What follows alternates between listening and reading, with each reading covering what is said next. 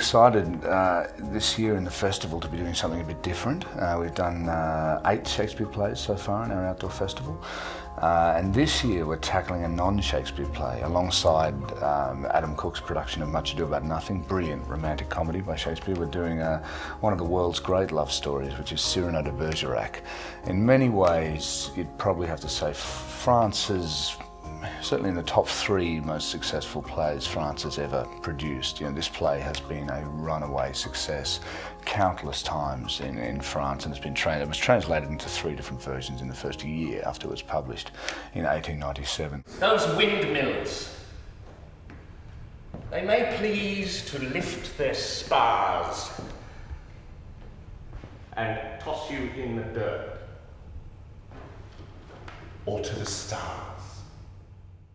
It might not be hugely familiar to Australian audiences by its name, but I think they know its story. The notion of a young boy who fell in love with a girl playing in the beautiful fields of Bergerac when they were children, 5-6-year-old kids.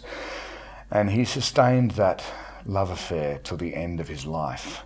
And on his dying day, it finally gets revealed that these two have loved each other for decades without ever expressing it to the other person.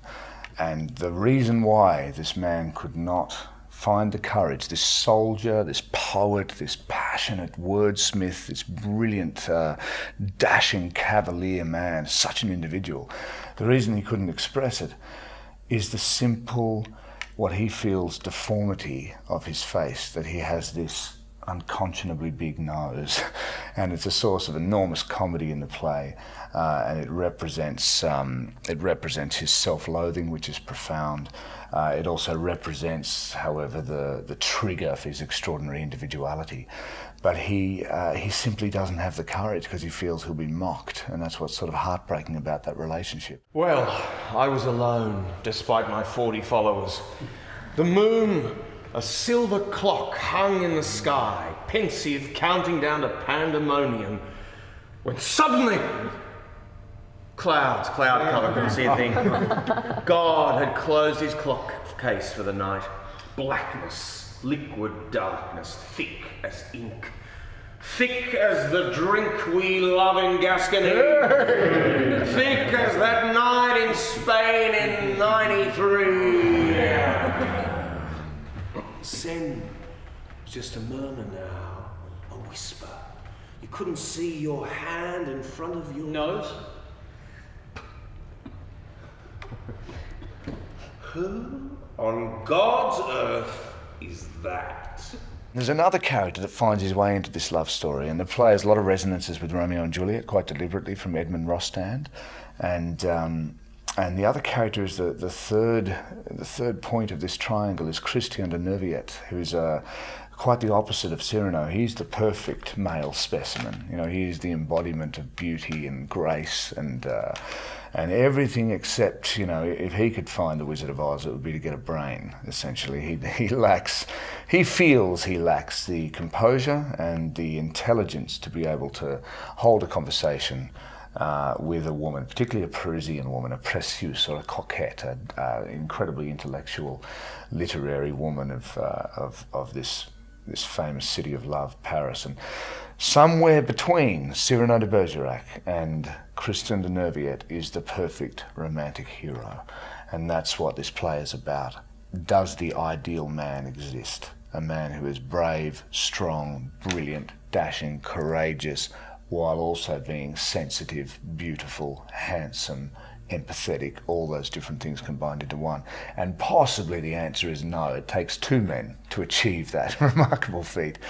And so the play is extraordinarily moving as these 3 characters make a series of lifelong sacrifices for each other, and has one of the most moving, touching endings I think any play ever written has experienced. I feel it in the vines, I feel your blood beating its silent march along these spines of flowers, fleeting down these slender towers to my song.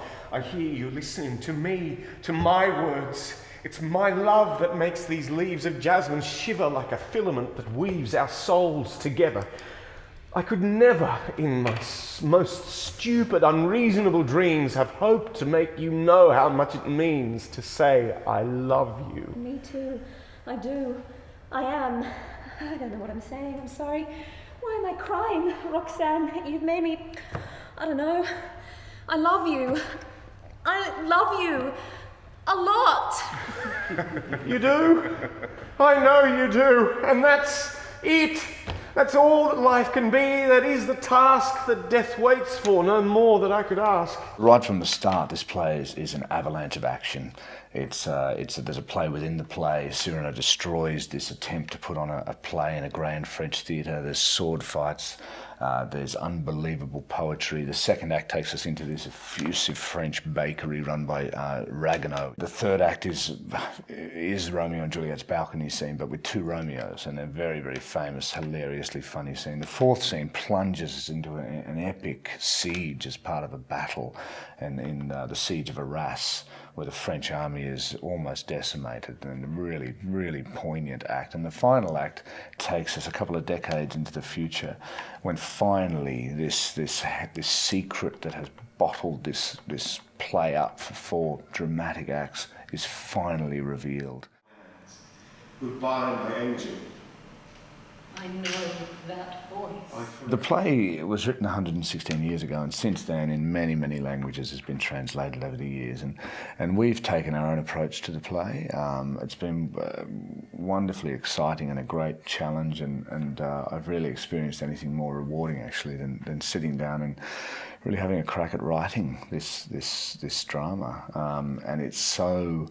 What makes it so challenging, I think, is its rhyme schemes and its high poetry and its self-conscious poetry. There's a play about the power of poetry, and also then reaching a stage of storytelling where poetry is made to look pointless in the face of what real love should sound like, or what real loyalty should sound like. And so there's a desire to reach extraordinary poetic heights while also somehow tripping beyond those into telling the truth, and yet still telling it with a sense of beauty, linguistically and emotionally, that can touch an audience. So it's been a wonderful thrill writing the play. We've developed our own adaptation of the play, and what I've tried to concentrate on that is writing in iambic pentameter and rhyming iambic pentameter, as most of the play is.